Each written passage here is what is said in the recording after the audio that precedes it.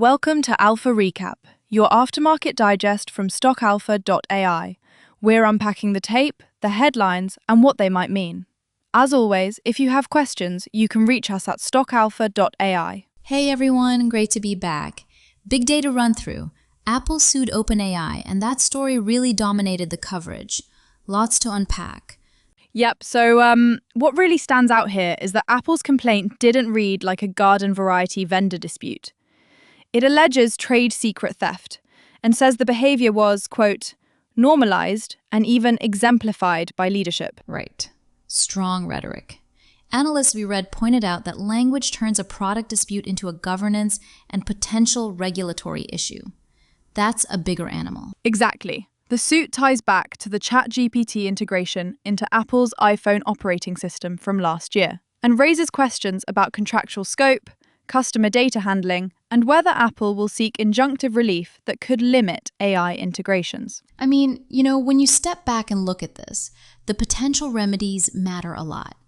Monetary damages are one thing, but an injunction could force product changes or slow down commercial deployments. An analyst noted, some think this will be a short-term headline event. Others warn it could trigger lasting regulatory scrutiny of how training data is handled across the AI ecosystem. Short reaction. Wow. Yeah, that tracks. Let's frame today's coverage around three big themes. First, legal and governance risk moves to the front burner for the AI trade. Second, earnings optimism versus macro headwinds as the second quarter season kicks into gear. And third, a market split between institution-driven, volume-backed big-cap moves and microcap, liquidity-driven spikes. We saw both today. Okay, quick pivot to market specifics. NVIDIA finished the day up. The price closed at about $210.96, and that came on roughly 147 million shares. And the volume matters. When a big-cap rally comes with heavy turnover, it often signals institutional participation, not just retail momentum. Right, and analysts flagged watching options open interest and later quarter guidance for confirmation that positioning supports the move. Now, opposite that, we had microcap fireworks. GMM jumped up about 147% to roughly $4.57 on about 136 million shares. And QTEXW surged about 115% to 7 cents, but on very low volume. Microcap chaos. Those percentage moves sound dramatic, but they're often liquidity-driven and short-lived. Low volume gains can be misleading. Honestly, I was a bit surprised by how stark the contrast was in the same session. Big institutional flows in some names and headline-driven microcaps popping elsewhere. Short reaction. Big move. Let's dig into the Apple OpenAI suit a bit more. Trade secret claims usually seek damages and sometimes injunctive relief. If Apple proves misappropriation tied to specific confidential materials, that could force remediation costs, licensing, or product segmentation for AI vendors. And the complaint's language, alleging normalization at leadership levels, raises reputational risk. That can draw investor and regulator attention and prompt partners to revisit contract terms. So the immediate market question is, will this be a tactical legal fight or a catalyst for broader regulation and changes to how models are trained and data is used? There's a real split there. Some analysts say it won't change the structural demand for compute and chips. Others say if regulators get involved, training costs and product roadmaps could be meaningfully affected. Right, and that leads us naturally to earnings. The coverage called the incoming second quarter earnings slate upbeat, with banks front and center this week, and big names like Netflix and Johnson & Johnson offering sector read-throughs. Expectations were described as elevated. That means two-way risk.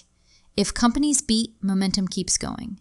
If they miss on revenue or guidance, that could amplify the volatility already sparked by the legal headlines. Analysts told us to watch revenue beats or misses, whether EPS beats were driven by cost cuts and the tone of forward guidance, not just the numbers. Right, banks in particular. Loan growth, net interest margin commentary, and credit cost signals will be under the microscope. Let's hit the debate around NVIDIA's move. Some read its volume-backed one-day gain as renewed institutional conviction ahead of earnings. Others cautioned this could be headline-driven positioning that reverses when the legal story is processed. Yeah, and traders tracking momentum strategies pay attention to volume confirmation. Sustained high turnover supports a trend. Fading volume after a spike suggests the picture might be short-term. And for microcap traders, the message was caution. GMM's activity could reflect short covering, coordinated flows, or news accumulation. But sustainability is the big question. Low liquidity names can reverse quickly. Analysts stress vetting catalysts like filings and news releases before placing size. On the broader market, we saw pockets of defensive flows too. Bell ring brands closed at about $12.48, up about 2.7%. And T. Rowe Price closed at about $118.55, up about 1.3%. Those moves are often read as yield or income-seeking rotations, investors nudging into staples or asset managers when headlines spike and volatility widens. Okay, quick reaction segment. Short and sweet. Hold on, say that again? Wait, really? Let's walk through what this means for different types of market participants. Long-term tech and AI investors should monitor legal filings and potential injunction requests. Analysts emphasized watching whether the dispute changes revenue paths or training costs. Momentum and quant traders. NVIDIA's volume-backed move is the kind of signal momentum strategies look at, but the legal headline adds event risk and could spike intraday volatility. People should watch options skew and implied volatility. Value and income investors, modest outperformance in the staples and asset manager names points to pockets of defensive flow. Analysts advise staying focused on fundamentals and cash flow metrics rather than headline-driven short-term moves. Speculative microcap traders got a reminder. Due diligence matters. QTXW and GMM show opportunity and danger. Small names can move fast and reverse faster. Macro and event-driven funds are sizing wider volatility and correlation shifts. A big corporate lawsuit plus a heavy earnings slate creates asymmetrical event windows to hedge or exploit. So, what should listeners watch next? First, legal filings. The complaint details will drive volatility. Remedies sought, precise allegations, and any emergency motions. Second, earnings pointer metrics. Revenue versus consensus, the tone of guidance, and bank-specific items like net interest margin and credit commentary. Third, volume profiles. For NVIDIA and other big cap movers, confirm follow-through. Sustained volume after a spike supports conviction. Fading volume suggests a short-term move. Fourth, microcap catalyst verification. Before adding size in low-price names, confirm the news and the liquidity impact. And fifth, options in implied vol. With headline risk, implied volatility can reprice quickly across AI and tech names. Before we wrap, a couple of takeaways. 1. The Apple OpenAI suit elevated legal and governance risk for AI into a front-page macro issue, not just a vendor squabble. 2. Earnings season arrived with elevated expectations, creating two-way risks that could amplify headline-driven volatility. 3.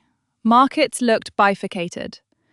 Institutional conviction showed up in large-cap, volume-backed moves, while microcap spikes underscored liquidity-driven volatility. And 4. Analysts converged on caution. Watch filings, guidance, and volume, and avoid knee-jerk portfolio changes based on single-session moves. Investment note. Our discussion is informational.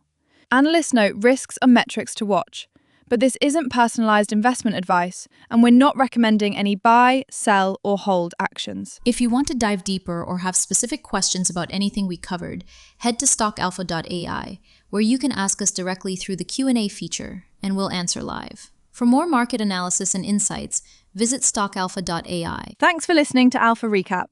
We'll be back after the next market close with more analysis. Until then, keep an eye on filings, earnings, and volume. See you next time.